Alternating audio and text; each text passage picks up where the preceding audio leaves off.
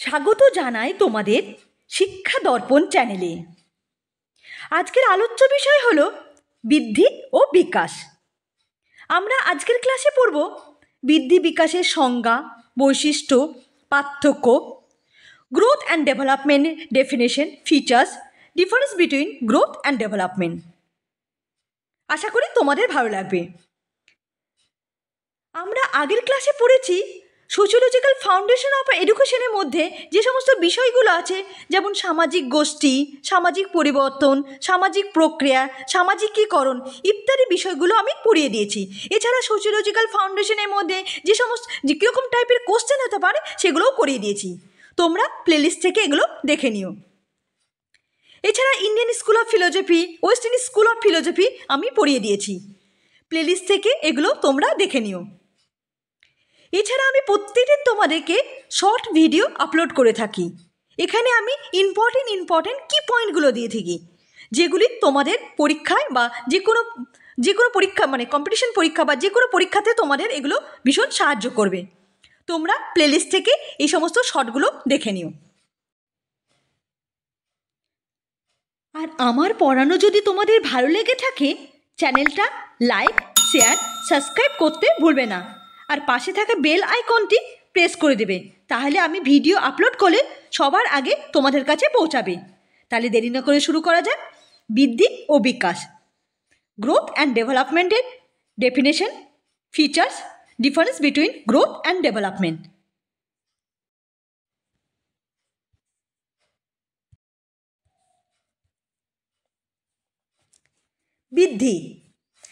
বৃদ্ধি বলতে বোঝায় পরিমাণগত আকারের পরিবর্তন, যার মধ্যে অন্তর্ভুক্ত হল উচ্চতা, ওজন, আয়তন, অভ্যন্তরীণ যন্ত্রসমূহ।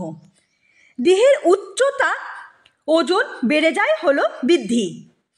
বৃদ্ধি হলো ধারাবাহিক অগ্রগতির পরিবর্তন।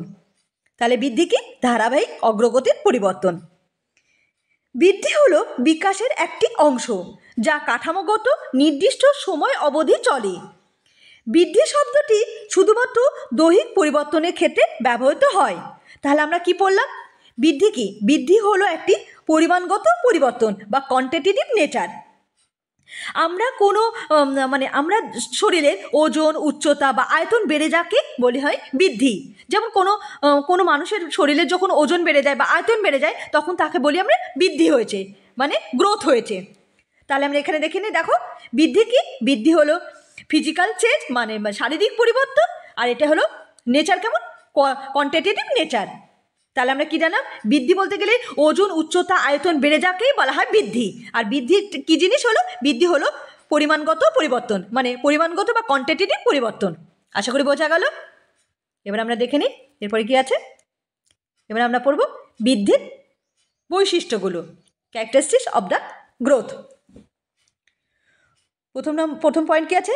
বংশধারা ও পরিবেশের মিথস্ক্রিয়ার ফলেই বৃদ্ধি ঘটে। তাহলে আমরা কি জানলাম? বৃদ্ধি শুধুমাত্র যে বংশধারা হয় না, বংশধারা প্লাস পরিবেশ দুটোর মিথস্ক্রিয়া মানে সংযোগের ফলেই সেই বৃদ্ধি ঘটছে। 2 নম্বর পয়েন্ট কি আছে? শিশুদের মধ্যে বৃদ্ধির হার পার্থক্য দেখা যায়। যে মানে কি, সব শিশুর মানে একসঙ্গে বেড়ে ওঠে না। কোনো শিশু বেশি আগে বাড়ছে, কেউ কম বাড়ছে। এই যে পার্থক্য আমরা বৃদ্ধির ক্ষেত্রে লক্ষ্য করি। 3 নম্বর পয়েন্ট আছে, একটি নির্দিষ্ট স্তর পর্যন্ত বৃদ্ধি নিরবিচ্ছিন্ন ও ধারাবাহিক। এই যে বৃদ্ধির কথা বলা হচ্ছে, বৃদ্ধি একটি নিরবিচ্ছিন্ন একটি ধারাবাহিক প্রক্রিয়া। বৃদ্ধি সবসময় চলছে তা না, কোনো সময় বেশি হচ্ছে, কোনো সময় কম হচ্ছে। এই জন্য বলা হয়েছে নিরবিচ্ছিন্ন একটা ধারাবাহিক প্রক্রিয়া। 4 নম্বর পয়েন্ট কি আছে?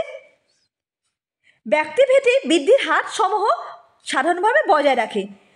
মানে কি, সব ব্যক্তির বৃদ্ধি সমানভাবে হয় না, এর জন্য ব্যক্তিভেদে বৃদ্ধির হার সমূহ বজায় থাকে।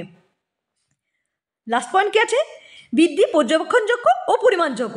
বৃদ্ধি পর্যবেক্ষণযোগ্য, পরিমাণযোগ্য মানে কি? মানে কোনো ব্যক্তির বৃদ্ধি বাড়লো, সেটা আমরা দেখতে পাচ্ছি পর্যবেক্ষণ করতে বা পরিমাপ করে, জানে মাপলে বোঝা যায় তার বৃদ্ধি কতটা বাড়লো, এটা বোঝা যাচ্ছে। এই জন্য বলা হয় বৃদ্ধি হলো পর্যবেক্ষণযোগ্য ও পরিমাণযোগ্য।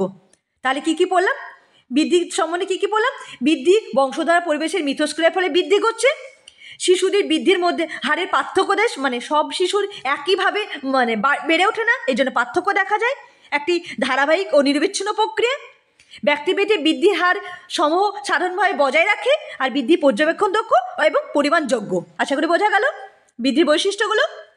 এবার আমরা দেখে নিই বিকাশ মানে ডেভেলপমেন্ট, কনসেপ্ট অফ ডেভেলপমেন্ট। বিকাশ বলতে শিশুদের গুণগত ও পরিমাণগত পরিবর্তনকে বোঝায়। তাহলে আমরা বৃদ্ধিতে কি বললাম, বৃদ্ধিকে কেবলমাত্র পরিমাণগত পরিবর্তনকে বোঝায়। আর বিকাশ হলো মানে ডেভেলপমেন্ট হলো গুণগত পরিবর্তন, মানে কোয়ালিটেটিভ অ্যান্ড কোয়ান্টিটেটিভ নেচার, যা বৃদ্ধির সঙ্গে সামঞ্জস্য বজায় রেখে চলে। বিকাশ একটি জীবনব্যাপী প্রক্রিয়া, জীবনব্যাপী সামগ্রিক সত্তার ক্রমান্বয়ে পরিবর্তন। বিকাশগত পরিবর্তন জন্ম থেকে মৃত্যুকাল পর্যন্ত চলে। বিকাশের হলো ব্যক্তির কাঠামোগত কার্য সম্পাদনের পরিবর্তন। এর ফলে শিশু ও তার পরিবেশের সঙ্গে মিথস্ক্রিয়া ঘটে। তাহলে আমরা কি বললাম বিকাশে, বিকাশ হলো একটি জীবন মানে কি জন্ম থেকে মানে ভ্রূণ থেকে শুরু করে মৃত্যুকাল পর্যন্ত বিকাশ ঘটতে থাকে। প্রত্যেকটা বয়সে মানে বৃদ্ধি কি হচ্ছে, বৃদ্ধি একটা নির্দিষ্ট বয়সের পর স্টপ হয়ে যাচ্ছে, কিন্তু বিকাশ কন্টিনিউ চলছে। জন্ম থেকে মৃত্যুকাল পর্যন্ত এই বিকাশ চলতে থাকে। তাহলে বিকাশ হলো একটি জীবনব্যাপী প্রক্রিয়া। তাহলে বোঝা গেল। এবার আমরা দেখি বিকাশের এই যে ছকটা আছে কি বলেছে, বিকাশ মানে ডেভেলপমেন্ট, কোয়ালিটেটিভ কোয়ান্টিটেটিভ নেচার। আমরা বৃদ্ধিতে কি বললাম, বৃদ্ধিটি হলো পরিমাণগত পরিবর্তন, আর কিন্তু বিকাশ হলো গুণগত অ্যান্ড পরিমাণগত, দুটোই পরিবর্তন হয়। বিকাশে কি কি হয়, শারীরিক বা ফিজিক্যাল, মানসিক বা এটা মেন্টাল হবে, মেন্টাল মানসিক বা মেন্টাল, নৈতিক বা মরাল, ভাষাগত বা লিঙ্গুইস্টিক, আর প্রক্ষোভিক বা ইমোশনাল অ্যান্ড সামাজিক বা সোশ্যাল। তাহলে কি বিকাশে এত গোটা পরিবর্তন ঘটে। একটা হলো শারীরিক পরিবর্তন হয়, মানসিক পরিবর্তন হয়, নৈতিক পরিবর্তন হয়, ভাষাগত পরিবর্তন হয়, প্রক্ষোভিক পরিবর্তন হয় এবং সামাজিক পরিবর্তন হয়। তাহলে আমরা কি বললাম বিকাশে কি কি, বিকাশে এই এত কটা পরিবর্তন হয়। কিন্তু বৃদ্ধিতে আমরা কি পড়েছিলাম, বৃদ্ধিতে কেবলমাত্র শারীরিক পরিবর্তন হয়। আশা করি বোঝা গেল। বৃদ্ধিতে কি হচ্ছে, বৃদ্ধিতে শুধুমাত্র শারীরিক পরিবর্তন হচ্ছে, কিন্তু বিকাশে কি হচ্ছে, বিকাশের শারীরিক, মানসিক, ভাষাগত, নৈতিক, প্রক্ষোভিক ইত্যাদি পরিবর্তন ঘটছে। এত কটা পরিবর্তন বিকাশে হয়, কিন্তু বৃদ্ধিতে শুধু শারীরিক পরিবর্তন হয়।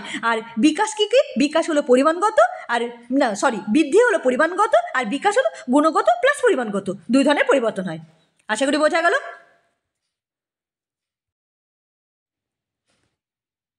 এরপর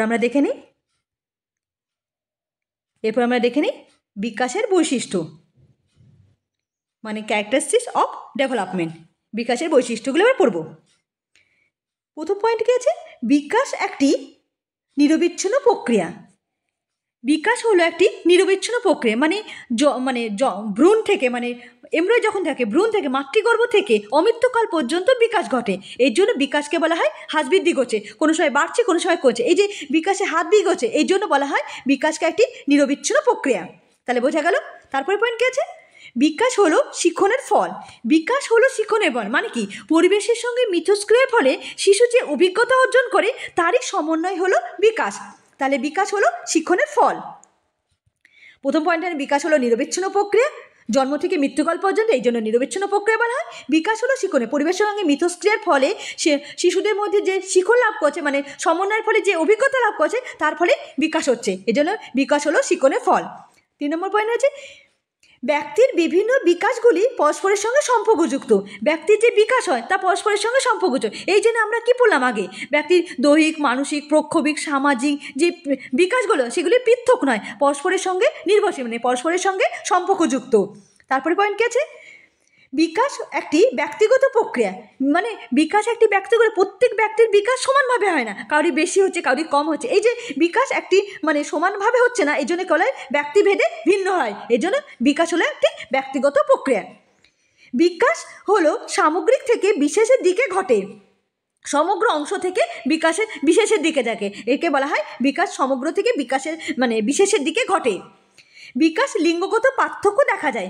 বিকাশের লিঙ্গগত পার্থক্য কি, মানে যে পুরুষ স্ত্রীর মধ্যে যে বিকাশের পার্থক্য দেখা যায় তা দেখা যায়। যেমন বালিকাদের মানে বিকাশ মানে বালকদের চেয়ে আগে ঘটে, মানে বালিকাদের বয়ঃসন্ধিকাল মানে বালকদের চেয়ে আগে ঘটে, এই জন্য বলা যায় লিঙ্গগত পার্থক্য দেখা যায়।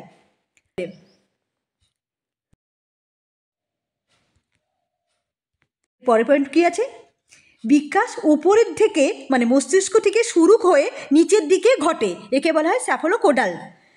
বিকাশ সাধারণত ওপর মানে মস্তিষ্ক থেকে শুরু করে নিচের দিকে যায়, একে বলা হয় স্যাফালোপোডাল।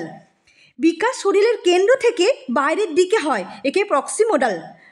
বিকাশ সাধারণত শরীরের মানে পুরো শরীর থেকে বাইরের দিকে যায়, মানে কেন্দ্র থেকে বাইরের দিকে যায়, তাকে বলে প্রক্সিমোডাল। আর মস্তিষ্ক শুরু করে নিচের দিকে যায়, একে স্যাফালোপোডাল। এই যে নামগুলো আছে স্যাফালোপোডাল বা প্রক্সিমোডাল, মানে স্যাফালোপোডাল কোনটাকে বলে, প্রক্সিমোডাল কোনটাকে বলে, তোমরা অবশ্যই মনে রাখবে, পরীক্ষার হলে এগুলো থেকেই কোশ্চেন পড়ে। বিকাশ হলো মিথস্ক্রিয়ার ফল। তারপরে পয়েন্ট আছে বিকাশ হলো মিথস্ক্রিয়ার ফল, মানে মিথস্ক্রিয়া পরিবেশের সঙ্গে মিথস্ক্রিয়ার ফলে ঘটছে, এই জন্য মিথস্ক্রিয়ার ফল। বিকাশ একটি ধারাবাহিক কথা মেনে চলে, ধারাবাহিকভাবে চলে, আর নির্দিষ্ট পর্যায়ক্রমিক বিকাশ করে, একে বলা হয় লোকোমোশন। বিকাশ সাধারণত একটি নির্দিষ্ট পর্যায়ক্রমে হয়, এই যে বলা হয় লোকোমোশন।